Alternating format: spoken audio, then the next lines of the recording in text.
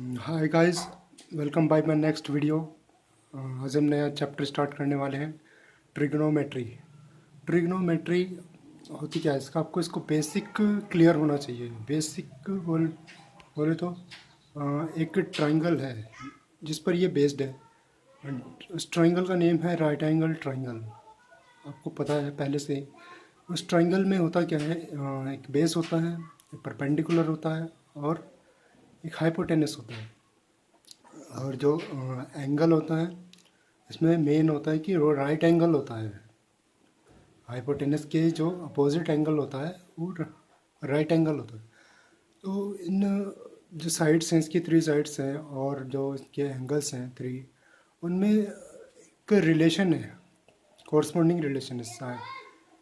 अब साइड्स का रेशियो मैंने नीचे फिगर बनाई हुई है, आप बोर्ड पर देख रहे हैं। जैसे इसमें एक राइट एंगल ट्रायंगल आपको दिखाई दे रहा है। इसमें ए सी जो है वो हाइपोटेनस है और जो ए बी है वो आपका परपेंडिकुलर है और बी सी क्या है, बेस है।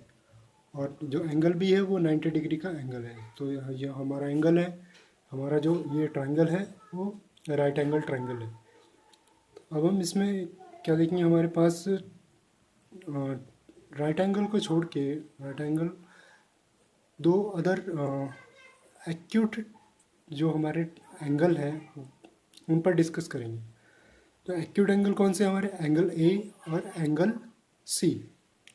अब एंगल ए आपके पास है या फिर एंगल सी आपके पास है, कोई भी एंगल हो, उस कंडीशन में ये ट्रायंगल अपोजिट वर्क करता है।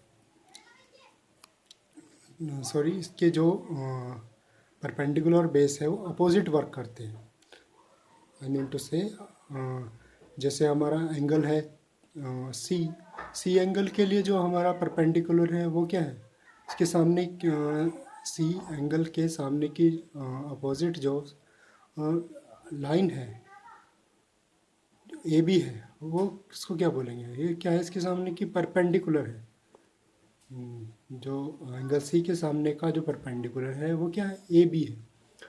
और जो अब उसका बेस क्या है, एंगल सी का जो बेस है वो क्या है, बी सी है, क्योंकि बी सी पर ये बना हुआ है।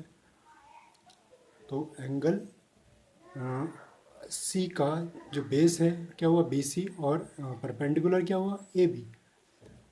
अब अगर ये हमारा एंगल चेंज हो जाए, एंगल हमारा सपोज सी ना होके सी ना होके क्या एंगल ए पर चला जाए। एंगल ए के लिए अब हम देखते हैं, तो एंगल ए के लिए जो अपोजिट साइड है, एंगल ए की जो अपोजिट साइड है वो कौन सी है, बी सी। तो ये इसकी अपोजिट साइड है, इसको क्या बोलेंगे, इस एंगल ए के लिए जो बी सी है वो क्या है, परपेंडिकुलर है। बी सी के क्या हो गई, बी सी के हो गए परपेंडिकुलर हो गई। और जो जिस साइड पर ये बना हुआ है, कौन सी, ए बी पर, तो ए बी क्या हुआ, बेस। तो एंगल ए के लिए ए बी क्या है, बेस है, और जो बी सी क्या है वो परपेंडिकुलर है। अंडरस्टूड। तो ये एंगल ए एंगल सी के लिए अल्टरनेटिवली चेंज हो जाती हैं, अपोजिटली चेंज हो जाएंगी। यानी कि जो ए के लिए होगा वो उसका जो सी के लिए होगा वो ए के लिए अपोजिट होगा। जो ए का बेस है वो सी का परपेंडिकुलर है, जो सी का बेस है वो ए का परपेंडिकुलर है। अंडरस्टूड। चलिए दोस्तों, हम अब डिस्कस करते हैं साइड के रेशियो पर। साइड का रेशियो अब हम पहले लेते हैं, perpendicular upon hypotenuse. Perpendicular upon hypotenuse. Perpendicular क्या है हमारा, ए बी है, और जो हाइपोटेनस है हमारा ए सी है। तो A B upon A C, A B upon A C का जो रेशियो होता है उसको क्या बोलते हैं, साइन थीटा। तो क्यों, थीटा एक एंगल है तो थीटा डेफिनेटली इसके साथ आता है, क्योंकि एक एंगल का रेशियो है। एंगल के लिए साइड का रेशियो है। तो एंगल के लिए साइड को शो करने के लिए, साइड के रेशियो को शो करने के लिए साइन की ज़रूरत पड़ती है, इन ट्रिग्नोमेट्रिक फंक्शन की ज़रूरत पड़ती है। तो ट्रिग्नोमेट्रिक फंक्शन इसके अकॉर्डिंग चेंज होगा। साइड के रेशियो के अकॉर्डिंग चेंज होगा। पी अपॉन एच यानी कि परपेंडिकुलर अपॉन हाइपोटेनस मीन्स क्या हुआ, साइन थीटा। नेक्स्ट में देखिए बेस अपॉन हाइपोटेनस। अब बेस हमारा बी सी है और हाइपोटेनस क्या ए सी है, तो इसमें क्या हो गया कॉस थीटा, इसका नेम चेंज हो गया। अब कॉस थीटा। अब थर्ड में देखिए परपेंडिकुलर अपॉन बेस। अब परपेंडिकुलर अपॉन बेस में क्या हुआ, परपेंडिकुलर क्या है, परपेंडिकुलर क्या है ए बी और बेस क्या है बी सी, तो इनका रेशियो क्या होगा टेन थीटा। तो इस टेन थीटा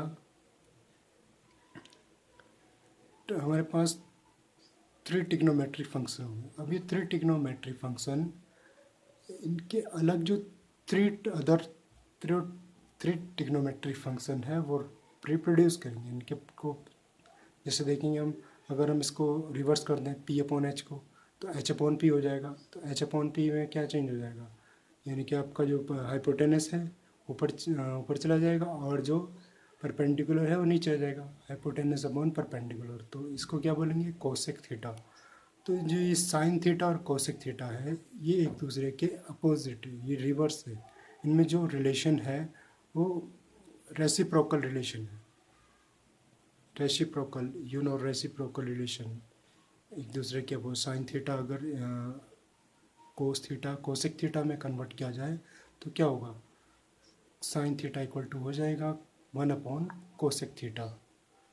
वैसे ही नीचे है एच अपॉन बी, सेकेंड वाले को हमने रिवर्स कर दिया है तो एच अपॉन बी में क्या होगा, एच अपॉन बी में ए सी अपॉन बी सी हो जाएगा। तो उसका नया नेम निकल के आएगा सेक थीटा। अब ये सेक थीटा किसका रिवर्स है, किसका रेसिप्रोकल है, कोस थीटा का। अब ये कोस थीटा सेक थीटा एक दूसरे के रेसिप्रोकल है, एक दूसरे के इनवर्स रिवर्स रिलेशन है। नीचे देखते हैं, नीचे फिफ्थ में क्या, सिक्स में क्या है, जो थर्ड नंबर पे है जो हमारा टेन थीटा, इसका अपोजिट है। तो पी अपॉन बी है तो बी अपॉन पी हो जाएगा। तो टेन थीटा का अपोजिट क्या हुआ कोट थीटा। तो टेन थीटा का रेसिप्रोकल क्या है कोट थीटा। तो ये टेन थीटा का रेसिप्रोकल कोट थीटा है। तो टेन थीटा को इक्वल्स टू में क्या लिखेंगे 1 अपॉन कोट थीटा। तो ये थ्री ट्रिग्नोमेट्रिक फंक्शन एक अदर थ्री ट्रिग्नोमेट्रिक फंक्शंस के रेसिप्रोकल होते हैं। तो आपको समझ आ गया होगा अच्छी तरह से।